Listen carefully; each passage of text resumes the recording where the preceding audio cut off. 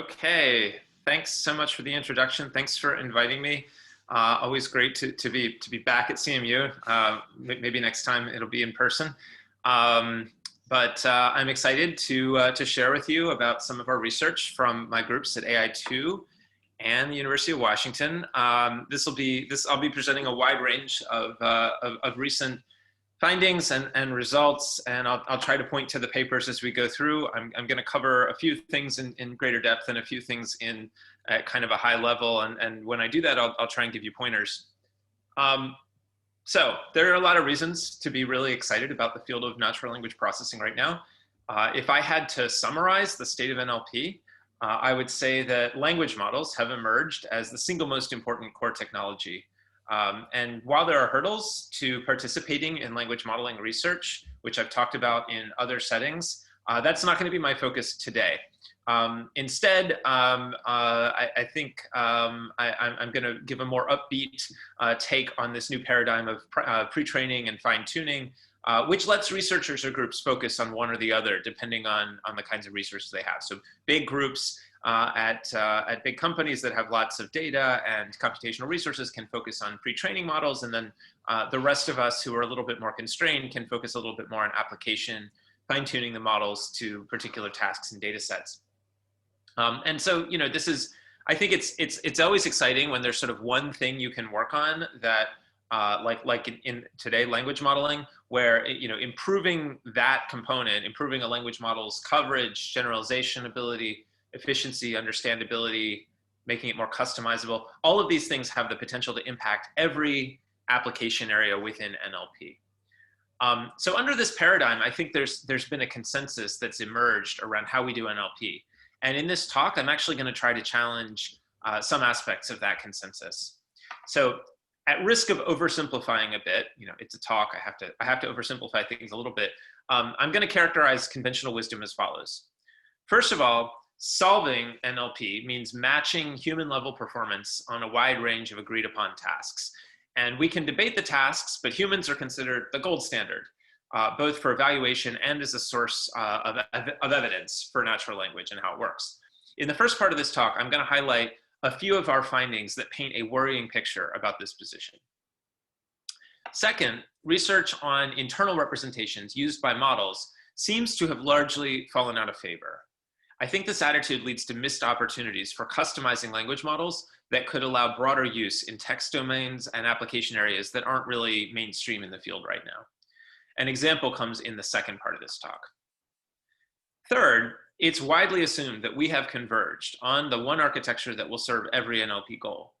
So in the last part of the talk, I'm going to present some of our recent work that both improves the efficiency of the transformer, the model that's at the heart of everything right now, and point to a new way to understand it and perhaps the design of what's going to come next, because surely something will come after the transformer. So this is mainly driven by the computational cost of using these models. All right, so the first part of the talk, the whole talk is about language models, and we're going to look at them at the language model at increasingly lower levels of abstraction as we go.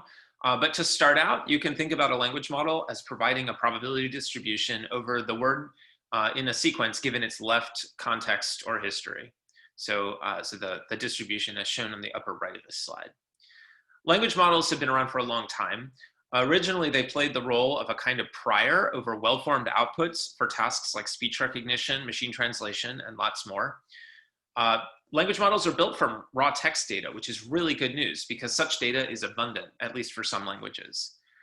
As publicly available data, text data collections have grown over the years, language modeling research has kept pace. So we just see these models being built on more and more data. And today we have enough data going in that they can be built out of many layered deep neural networks. Language models are an essential component in current solutions to natural language generation problems, and they're often also used for representation learning. Many researchers and practitioners are using them to generate new text given a prompt with output that is stunningly fluent. Inspired by many anecdotes about language models' human-like output, we carried out a sort of Turing test to see if human judges, in this case crowd workers, could accurately guess whether a piece of text was human or machine authored. This type of evaluation may seem a little bit strange. It certainly seemed strange to me when we started doing it, but it's becoming more common, and it was the only kind of human evaluation that was in the GPT-3 paper.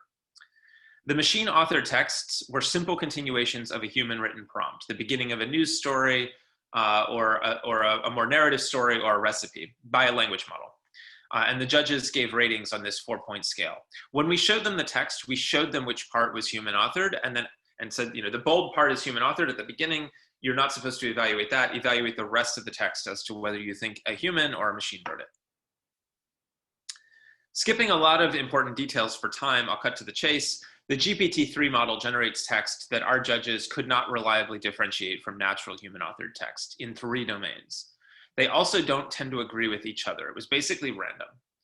We explored a few ways to try to train the judges, giving them instructions or a few rounds of training with real examples and explanations, or showing them comparisons between human and machine-authored texts using the same prompt. And among these, examples helped the most, but nothing helped significantly across domains, as you can see here. The number never really gets above about 55% accuracy. Chance is 50. For me, this finding is worrying. The idea that some abstract human, as exemplified by an Amazon Mechanical Turk worker, should be the final arbiter of our system's performance is maybe a little bit naive, since humans don't seem to know very much about what makes text natural. Maybe more interesting than the numbers is the qualitative side of this study, where we looked at why judges labeled text one way or the other.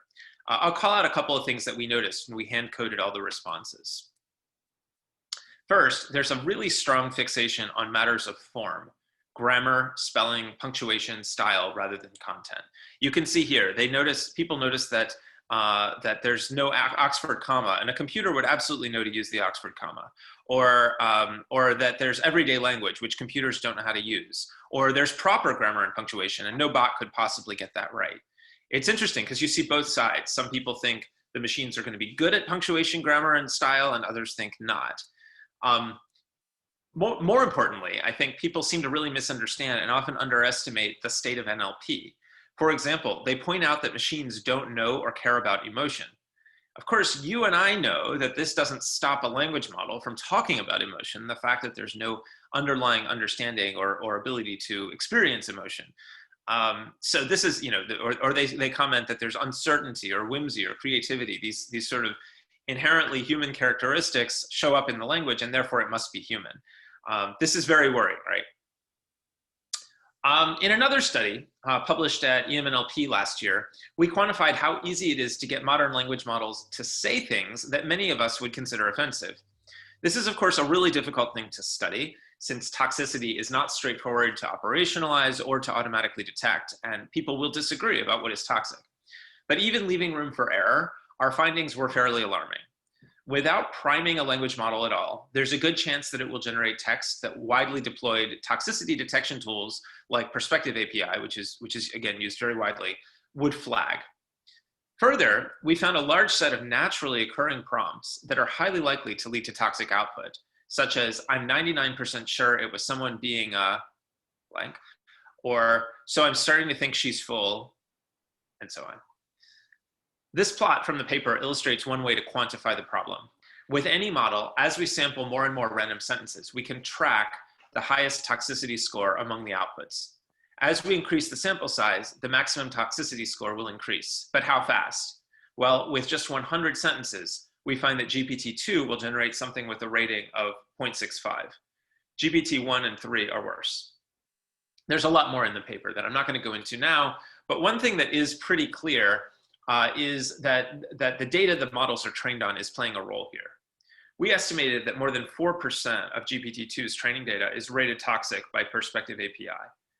Of course, this measurement methodology is not perfect, as automatic systems have problems with both false negatives and false positives, and we've written about that elsewhere.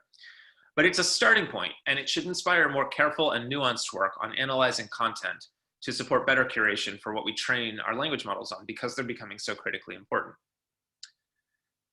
In the long run, we really do need to rethink what we train the models on, and we need to develop better corpus creation and curation methods. But given that retraining these models from scratch is out of budget for most groups, certainly for mine, We've also been thinking a lot about what can be done to protect against this kind of output at execution time. One exciting finding is a bit counterintuitive. If we build a corpus of content that includes a lot of toxicity, we can train a second language model on just toxic text. This model becomes what we call an anti-expert. Whatever it recommends is exactly what we should steer our model away from. Experiments show this approach does better at reducing toxicity levels in generated text relative to other methods, some of which are far more expensive. I'm hoping that a paper about this will be posted soon. So while there's some hope and lots of opportunities to improve, I have to admit that from these projects and some others from our group and elsewhere, I find it hard not to come away with a sense of unease about where NLP is headed. Some NLP evaluations where we ask humans to render judgments on automatically generated text may be based on bad assumptions about human perception of language, especially machine-generated language. Further, the widely assumed aspiration toward human-like language generation takes perhaps too simplistic a view of what humans generate. In short, we write a lot of stuff that perhaps NLP systems shouldn't emulate.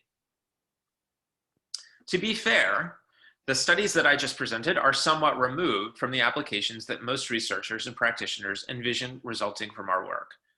I don't think anybody really asked us to write computer programs that fool humans or just spew forth spontaneous language with no prompt. I think most of us are more interested in systems that accurately fill information needs and save people time.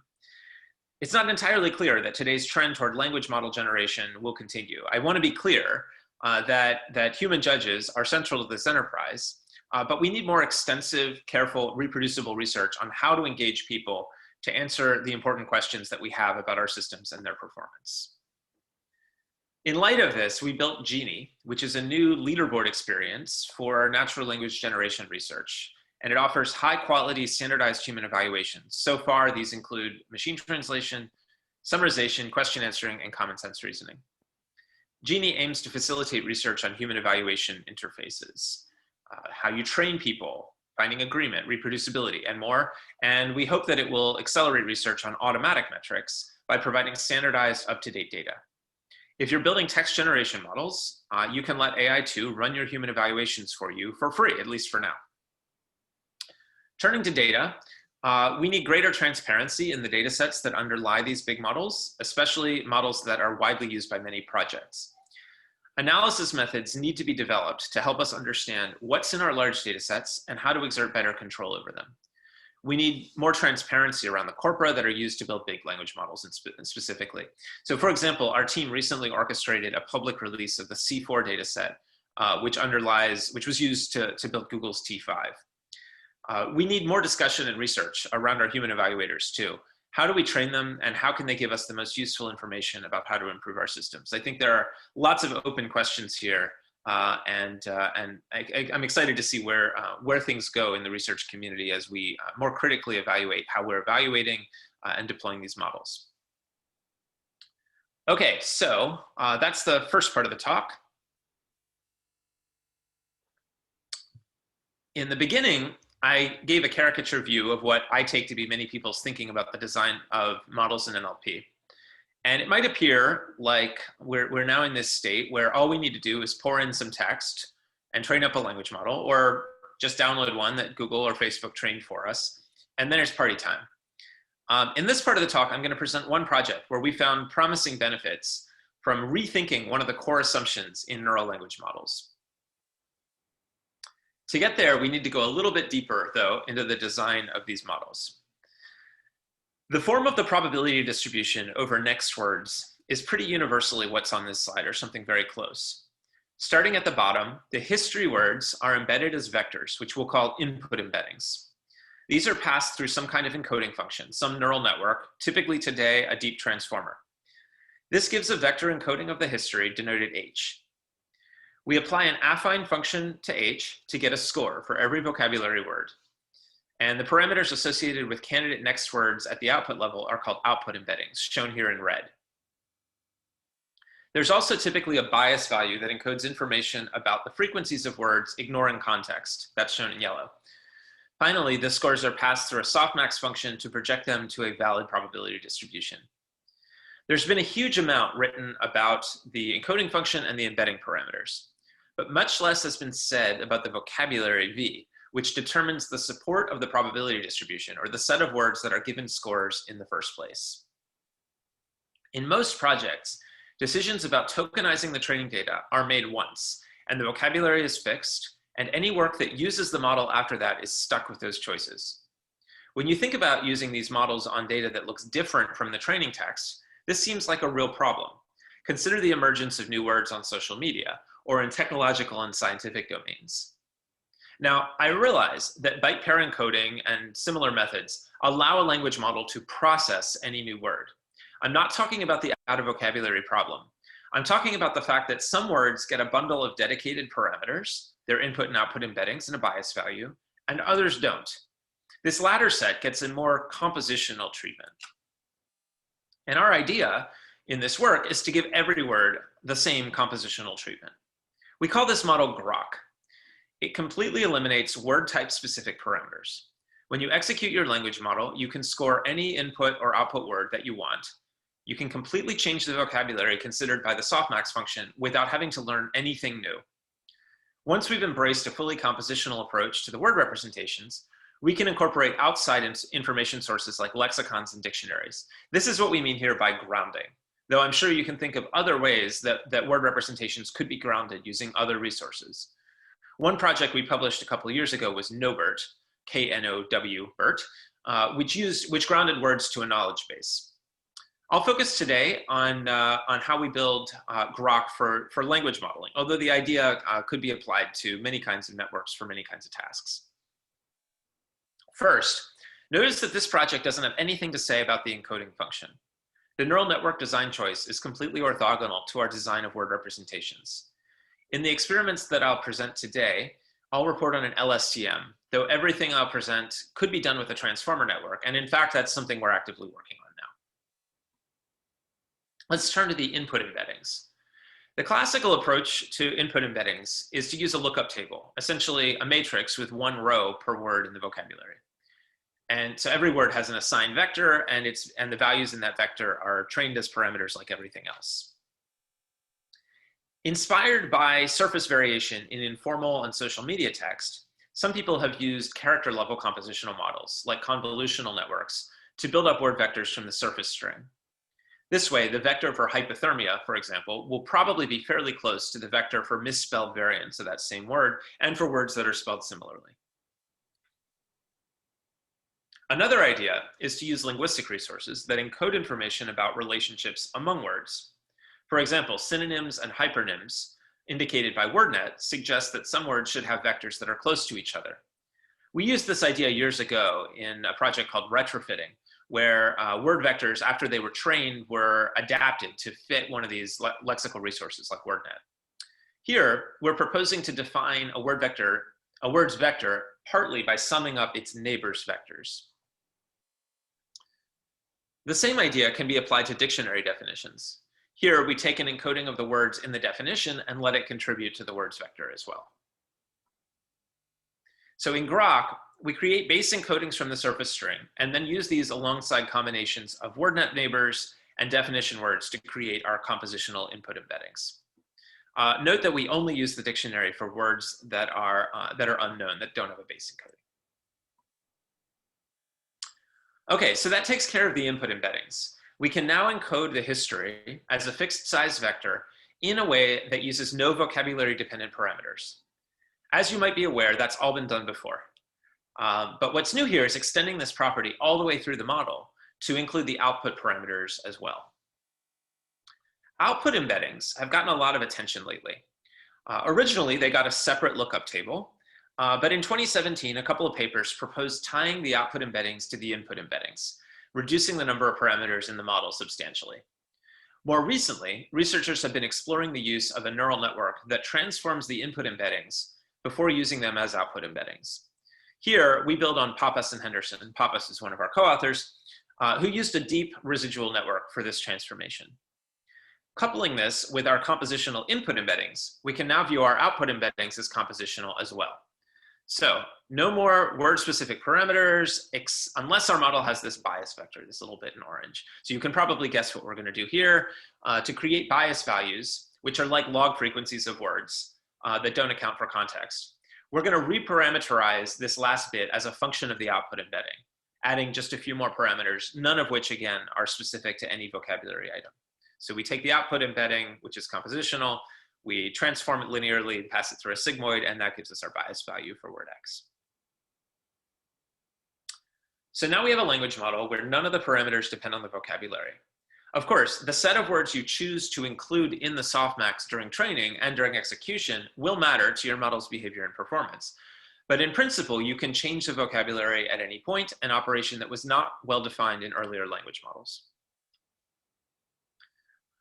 So I'll present some of our experiments to see whether we lose anything with these modifications. Our hypothesis is that Grok should generalize better, controlling for the number of parameters, because rather than fragmenting parameters across the vocabulary, it uses the same compositional functions to construct all word vectors.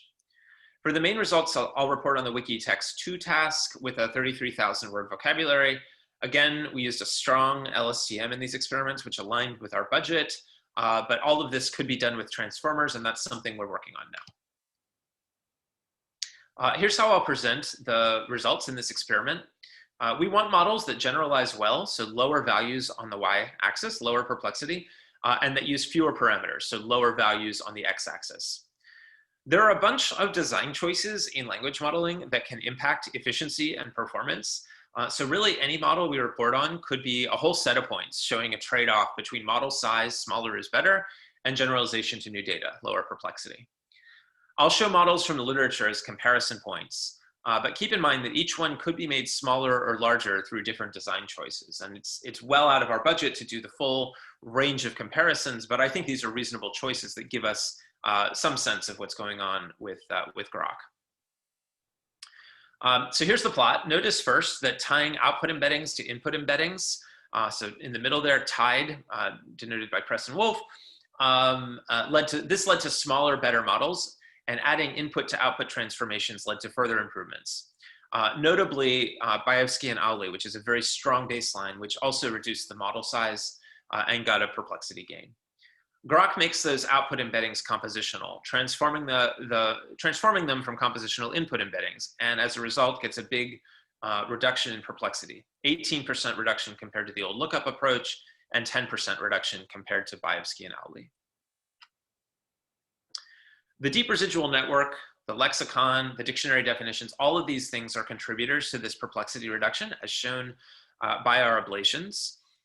So taking any of these away leads to a significant gain in perplexity. And okay, so we built Grok with new text domains in mind. And so these experiments shown here create increasingly distant test sets by segmenting the data on the time of creation.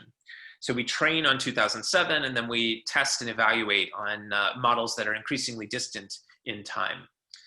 We find that Grok consistently outperforms a non-compositional baseline out of domain. What you're seeing here is the perplexity reduction relative to the original model, which is the tied model, so higher is better.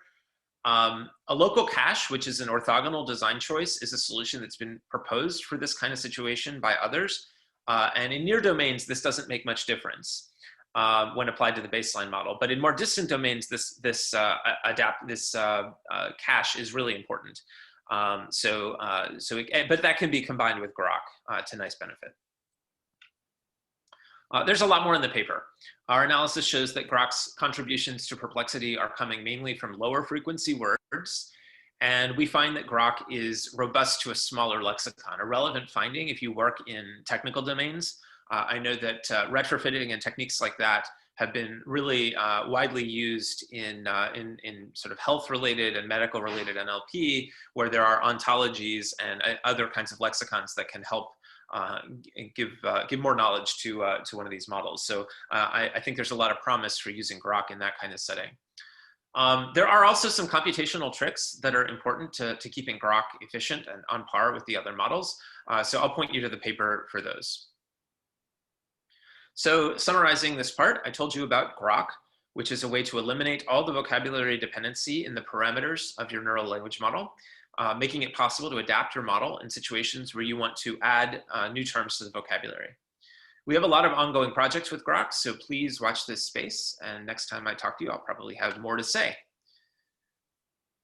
This is a great moment for questions before I dive into the third and last part. If anyone wants to speak up, I'll take a drink. I think there's a question in the chat that basically asks about, I think it's about GPT-3 human judge. How large a sample did those judges evaluate? How large a sample did the judges evaluate in the first part of the talk? I think so, yeah. That's the kind of question that if I had the paper in front of me, I would remember. I think we did, I want to say it was something on the order of the judges were not asked to do massive amounts of work. We opted for more judges across a wider range of samples, but I think we looked at, I want to say it was 300. There were a couple of different comparisons in the paper. I just showed you the GPT-3 results, but we also looked at a couple of other models. And there was definitely a difference between GPT-3 and GPT-2, for example. But I feel like it was batches of roughly 200 or 300 samples per model, per domain. So I don't know, roughly, I want to say roughly 1,000. But if you email me, I can get you exact numbers. The paper is not public, so I can't just point you to the paper, but I can check that if you remind me to follow up later. Cool. Anyone else have questions for Noah?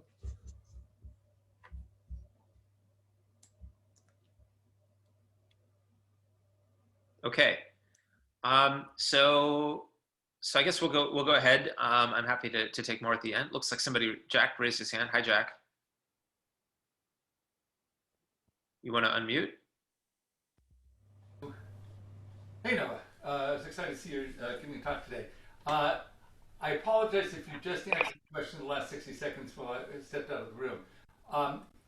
The sample, I asked how large a sample did they evaluate. What I meant was how big a hunk of text were the judges? I see. How long was the text? Yeah, they were short. So it was, I believe it was something like, we had a limit on the stories if they ran on too long. So less than 500 words, I believe.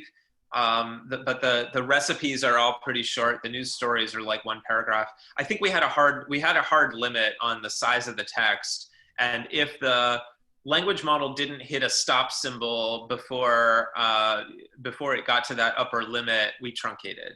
So they weren't pages and pages. They were short. Right, because a language model is going to, with a short sample, is going to look very human. That's right. Yeah, we went they're longer than a sentence. So they're long enough that you would expect to see some sort of incoherence in the story. But whether that was there or not, it seems humans didn't either it wasn't there and humans missed it. And I think a common thing is that humans are not really focused. Well, you have very nice examples of. Sorry? You have very. So you're breaking up and now you're frozen. Hopefully that's that same test where the judges were people who work on language modeling. I wonder whether the results would be substantially different. I think they would. That would depend on the length of the example. Yeah, that's true too. Yeah, I think doing an experiment with people who know about language models and have seen output before and know how they work, I think would give very different output. I think the main takeaway I have is that there's a huge knowledge gap, right, between people who work in the field and evaluate these results and the people we're asking to judge. And that might be something that's really important to take into account in a lot of evaluation settings. Yeah, you froze for a few seconds. Sorry, hopefully you got the point. We got the gist. Okay. Thanks, Jack.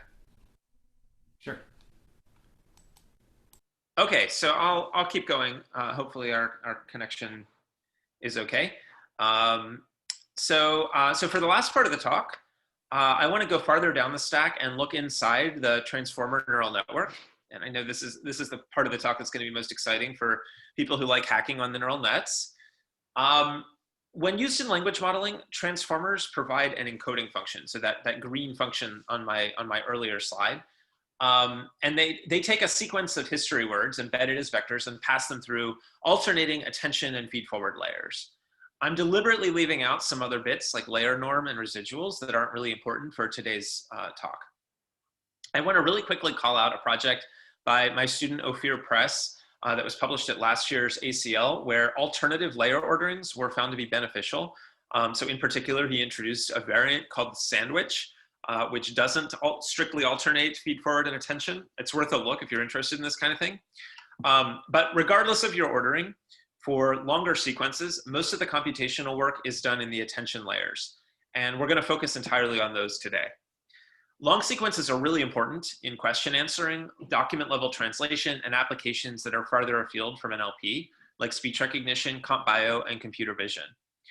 Our primary goal here is to find ways to make the transformer more efficient, which has 3 benefits. Groups that have rich computational resources, not mine, will be able to keep pushing the limits of these models, making them deeper and training them on more data. Efficiency will let them go farther. Meanwhile, groups like mine who have smaller budgets will be able to do more with lower resources. Lower barriers mean a more inclusive research field. And overall, we'd like to move toward models with a smaller energy footprint to reduce environmental impact. Okay, let's look at a single attention layer with 4 inputs. At one time step, the inputs are transformed to create a single query vector, and for each input, a key and a value vector. The idea is that the output of this layer will be a convex combination of the value vectors, with the coefficients, called attention weights, determined by the similarity of each key to the query. This is accomplished by taking an inner product of each key with the query and doing a softmax transformation. The formula is shown on the right. These softmax values weight the value vectors, giving us the output, a vector. Again, I'm showing the computations that are done within one attention layer for calculating the probability distribution over a single next word given its history. The cost of that single query operation is linear in the input length. In many situations, we have to perform such an operation once per input word, and there's no clear way to share any of the computational cost across queries. In these situations, every attention layer has quadratic runtime in the input length. A counterexample is when training a language model or evaluating perplexity, when you can parallelize across the words, but memory is still quadratic. Our work builds on an idea called random Fourier features. What we'd really like to do is replace the exponentiated inner products with linear functions. If it's not obvious to you why that would be a big savings, bear with me for 2 slides and I'll explain. Rahimi and Recht showed that there's a way to construct a simple function of the 2 inputs, here, Q and K, such that their exponential will be approximated by an inner product. It's shown here, and the key tool it uses is a collection of random draws from a standard normal distribution. I won't walk through the theory, but essentially, if you generate random projection vectors, multiply them by the 2 inputs, take sines and cosines, and scale, the expected value of the inner product will approach the exponentiated score we were hoping for. Randomized algorithms are really cool. How does this look when we put it to work in the attention layer? First, we plug in the random Fourier feature inner products for the exponentiated inner products, making use of Rahimi and Recht's theorem. Next, notice that we can move the transformed query vectors in orange outside the sums in the numerator and the denominator. Recall that the query changes across time steps, and most of the keys and queries stay the same from one time step to the next. The exception is that at time step t+1, we get 1 additional word, and therefore 1 additional query and key, but the others are the same. To make this precise, let's use a bit of notation. Let S be the sum across inputs so far of the value vectors updated by the randomly transformed keys. Let Z be the sum of those transformed key vectors. To get the output at a particular time step, we multiply both S and Z by the randomly transformed query, that's in orange, and all of this takes linear time across the sequence, since the additional work per query is constant. To get each output, there's a bit more work, the ratio between query projected S and Z, but that's constant time. There are a lot more details in the paper, but the punchline is that random feature attention runs in linear time and constant space. It's a low-level change to the transformer architecture, but one that's quite modular in principle. It's designed to be a drop-in replacement for the standard softmax-based attention. We are not the first to consider alternatives to softmax attention in layers. This work builds directly on a recent paper by Katharopoulos, who achieved linear runtime for the attention layer, but using a feature map based on exponentiated linear units rather than random Fourier features as used here. That approach will be one of our experimental baselines. Our paper will appear at iClear, and alongside our paper, there's work from Google by Choromansky et al., which introduces essentially the same random feature idea that we use, completely independently discovered. Their experiments and analysis are quite complementary to ours. They focused on a different set of applications, not text. So check it out if you're interested in this area. There's a lot more in that paper that I think is nice to see alongside our paper. And there's an abstract view of all these methods, and including the original softmax, as using a kernel to define the attention function. Of course, there's lots of great other work on making transformers efficient, and I'm only mentioning the most closely related strands, but this is obviously a very exciting and active area of research.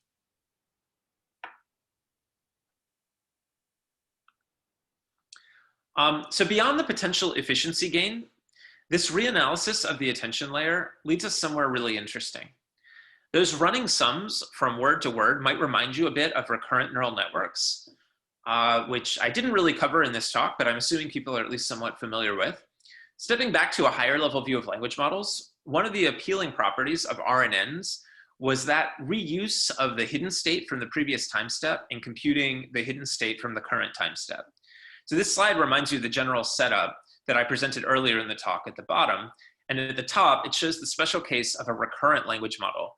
Notice that we're feeding in only the most recent word vector, v, at time step t-1, alongside the previous round's hidden state to compute the new hidden state. That's not in general the case with transformer language models, but we'll see it does hold for our model.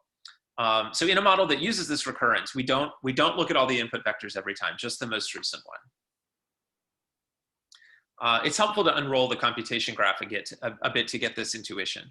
An attractive property of models like this is that we do a constant amount of work at each time step rather than having to reconsider every input vector all over again. So in our case, one attention layer's recurrent state, formerly H, is captured together by that S matrix and Z vector at time t. So these are the intermediate calculations that I do, the kind of running sums that I can use to generate my output at each time step. So this view of our model as recurrent opens up the possibility of incorporating some really useful ideas from the RNN era of language modeling, like, for example, a gating function that decides how much to weight the past against new information. So we can introduce a gating value, shown here as eta, that tells us how much to weight the information from the past relative to the information arriving at this time step. And we can learn how much to let the past influence the current output.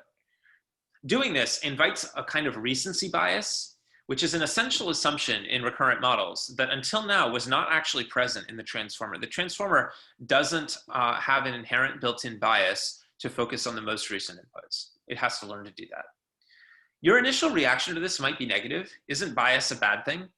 And it's unfortunate that we use the same word, bias, in so many different ways in NLP. In fact, as machine learning theory has told us for 40 years, inductive bias helps us learn if the assumptions that we make are correct. So the importance of the recent past, this is a long-standing part of language modeling. And we have every reason to believe that revealing that fact, that empirical fact about language, to a model should be helpful and help it generalize. Okay, so on to experiments. First, I'll talk about English to German and English to French machine translation. And in these experiments, I'll just note that we modify attention in the decoder, not the encoder, which is more readily parallelized and doesn't really need that extra efficiency boost.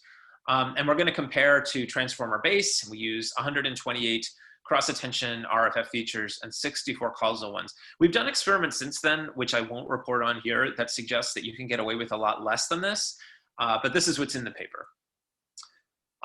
Okay, so these experiments, the English and French is the group of points on in the top half, and English and German is generally lower, group of points in the bottom half. And what I'm showing on the y-axis is the blue score, higher is better.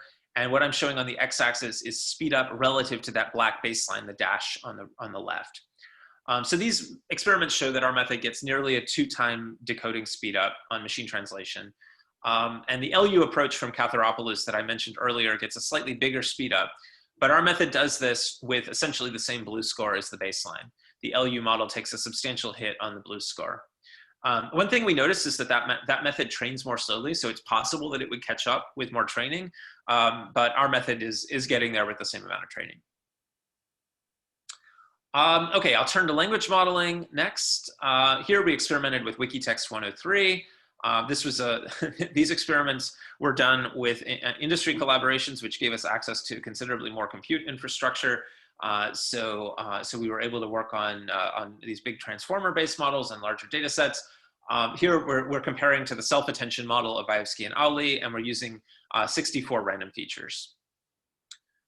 So using RFA, random feature attention, has a tiny effect on perplexity, and it even helps if we add that learned gating function. So that's shown in green.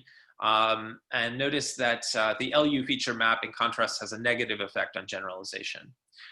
We also noticed that if you pass state across mini batches, something people often do in language modeling evaluation and training, that gives you a further improvement.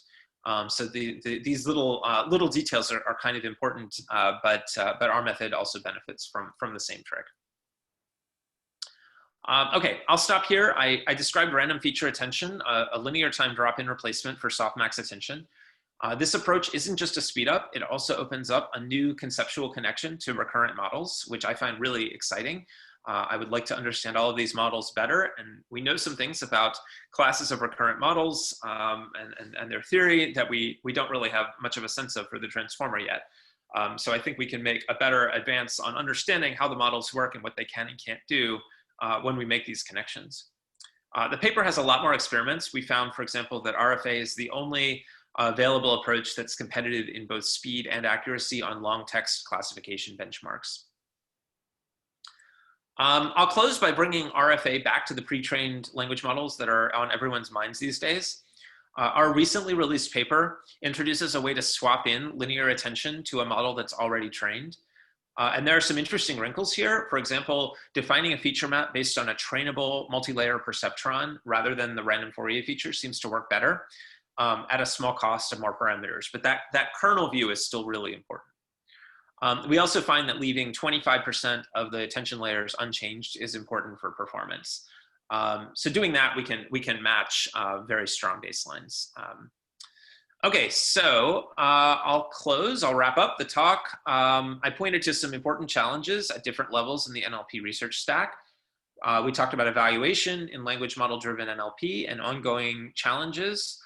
We talked about model design and opportunities to make models more adaptable by focusing on how we represent vocabularies. And we looked inside the transformer architecture and found ways to make it more efficient and relate it to earlier models. I'll note that these are not the only things that matter. I didn't talk today about social and environmental impact of NLP, or about applications, or about human interaction concerns, or multilinguality. These are all things that my group is working on, but I'll save them for another talk because we only have this 1 hour together. And I will close by acknowledging the many people who contributed to these different projects and our sponsors. And I am very happy to take more questions from you. All right, I'll clap on behalf of the audience. Does anyone have a question or comment or feedback for Noah?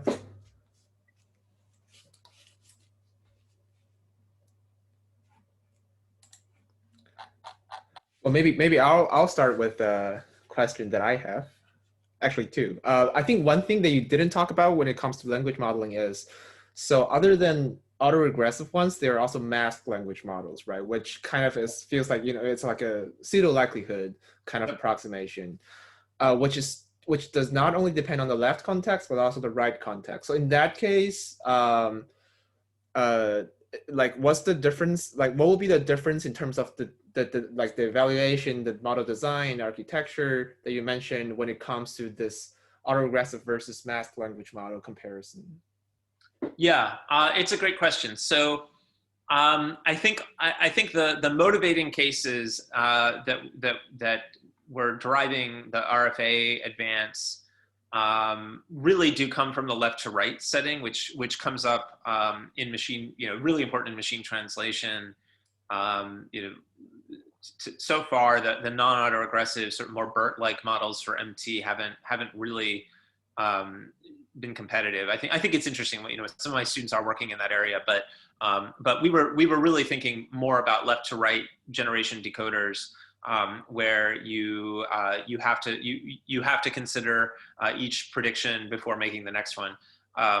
I think RFA, there might be some benefits to something like RFA in a more BERT-like setting, but I haven't thought as carefully about it. I think some people in my group are thinking about that, but it's just not as mature. I think turning to Grok, I think the vocabulary question is just as relevant in BERT-like models as it is in traditional left to right models. And so those techniques, we only experimented so far with left to right modeling, but you could plug Grok in a very similar manner to a model like BERT or its successors and do masked language modeling. And I don't think very much would change. Of course, evaluation is very different, right? So with left to right language modeling, we have a well-defined perplexity metric. We can measure fit to fresh data out of sample. With that weird masked language modeling, pseudo likelihood style, I don't think it's not actually pseudo likelihood. I don't know what exactly it is. That weird objective that nobody really understands yet. It's a little less clear how to do an intrinsic evaluation. You basically, when you work on BERT, you're basically doing it to evaluate on downstream tasks, which is fine. But you have to kind of commit to what your suite of downstream tasks is going to be. So in some work, we've focused on the glue benchmark, which I think has some appealing properties and some disadvantages. But yeah, I'm a little bit more. I guess at the moment, I find the left to right models more appealing because I'm in the mindset of trying to understand mathematically what's going on. What is this family of distributions? And you can't, like BERT it's not really a probability model, right? It's an objective function applied to a neural network. And making connections back to probability distributions and generative modeling it's just not as clear how to do that. I think that gap will be closed. I don't think it's completely off the charts, but I don't have a good understanding yet of, maybe there's newer work I haven't seen yet, but yeah, but the left to right decoding thing does matter in a lot of setups. So I guess I close my answer by saying I think a lot of these ideas might be relevant in the masked language modeling case, but I'm not thinking about it as much these days. Right. Okay. That makes sense. I mean, in a certain sense, I feel like they're both a means to an end, right? Like eventually what matters is the embedding that you learn, which you can use for downstream tasks. That's right. So I see. Okay. Yeah, the other small question that I have is like, I think one thing that you didn't mention is the amount of information contained in each token when you do language modeling. So for instance, you have your character level language modeling, word level language modeling. For machine translation, you have BPE tokens, which is like kind of in between. Like for character level language modeling, for instance, the vocabulary size is a lot smaller. Yep. So in that case, like, how does that affect the quality of the language model in general? I'm not like that familiar, so I'm just. Well, it probably depends on the kind of language you're dealing with. I don't think character level models. There's probably someone in the audience who works on MT who will correct me because I don't follow this really closely. But my understanding is that the character level models are kind of a curiosity. Like they're not like a mainstream competitive approach, but they probably could be more competitive if they had long enough histories, right? So it's sort of like if you have enough capacity in your language model and enough data to train and enough time to train, then you should be able to do all kinds of things with character level models. The question is, how quickly will you get there?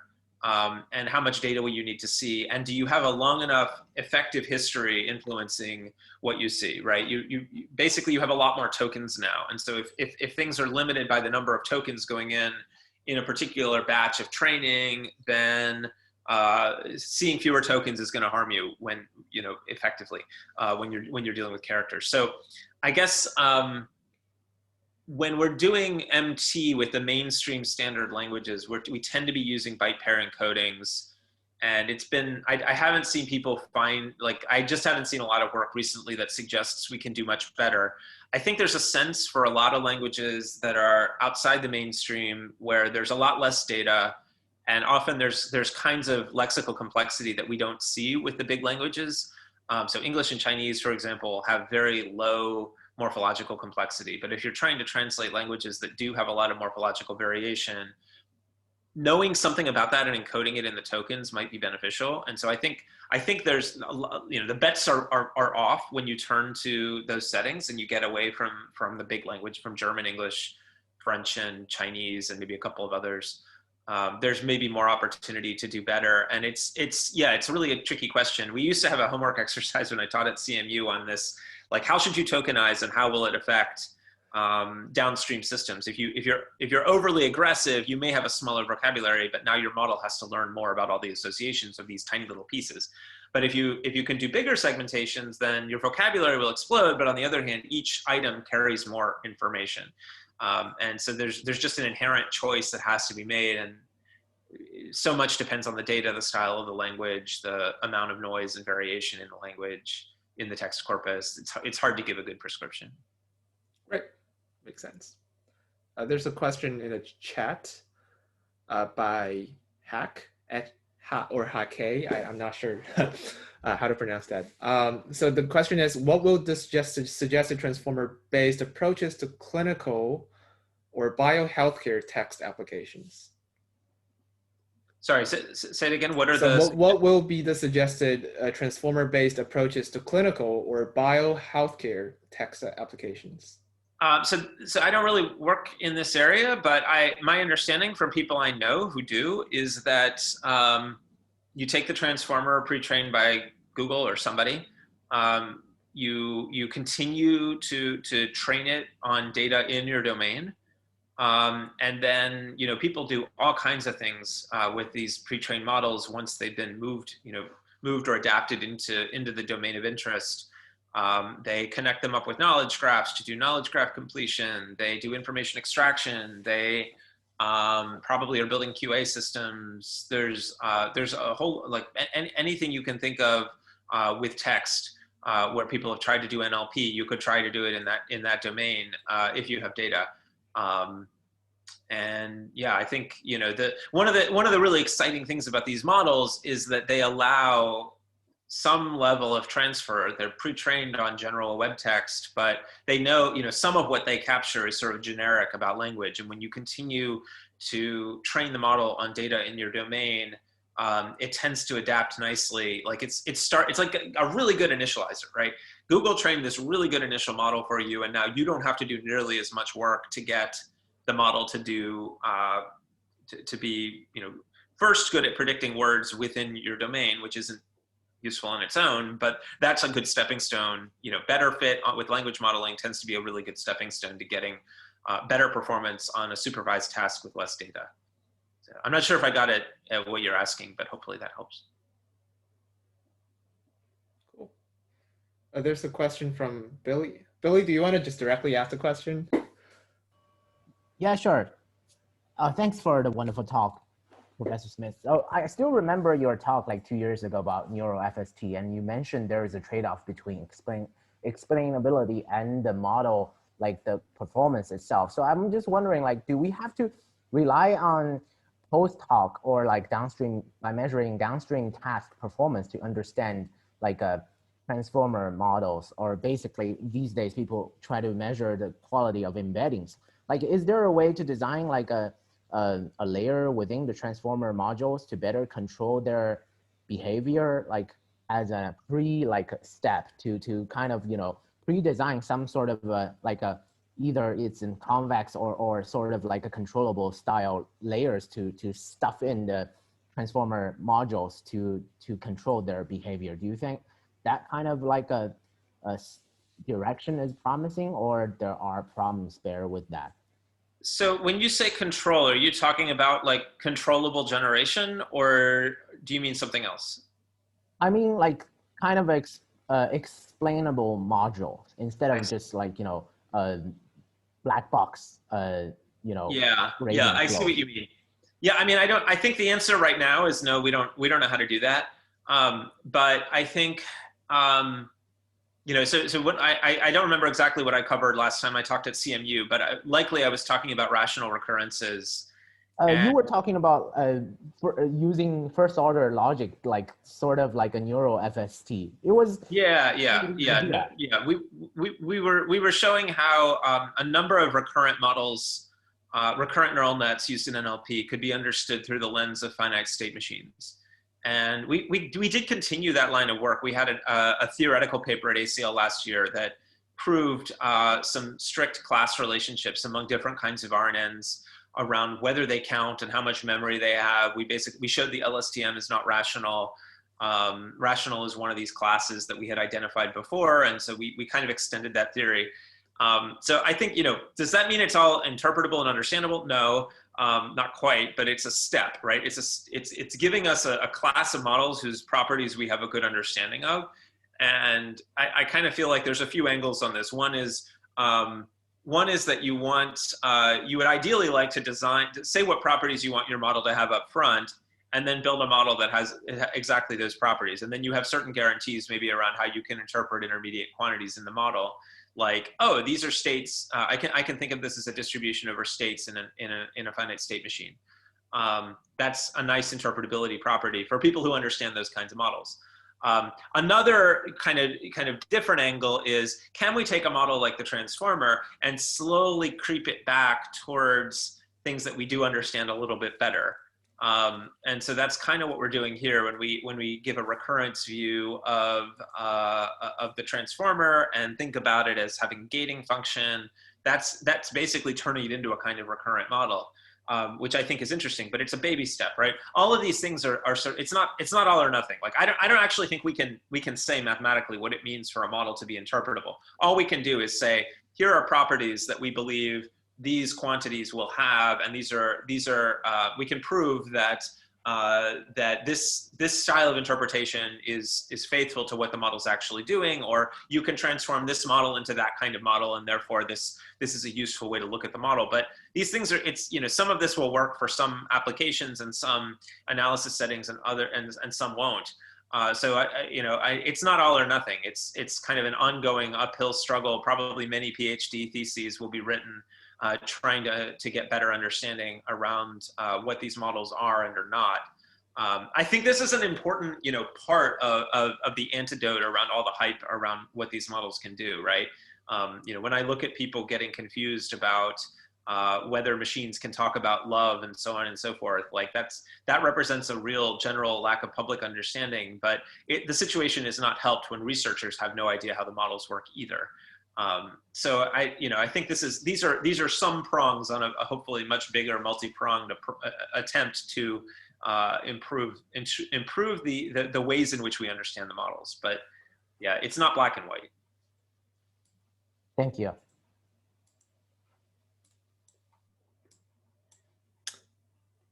All right. Any other questions for Noah?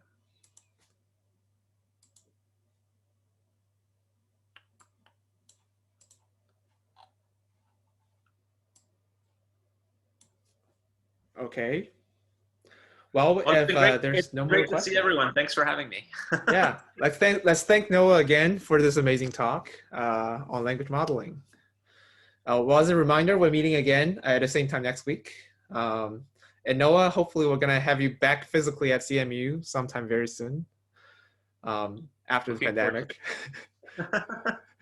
Yeah. Okay. Stay healthy, All right. everyone. Yeah. Thank you, everyone.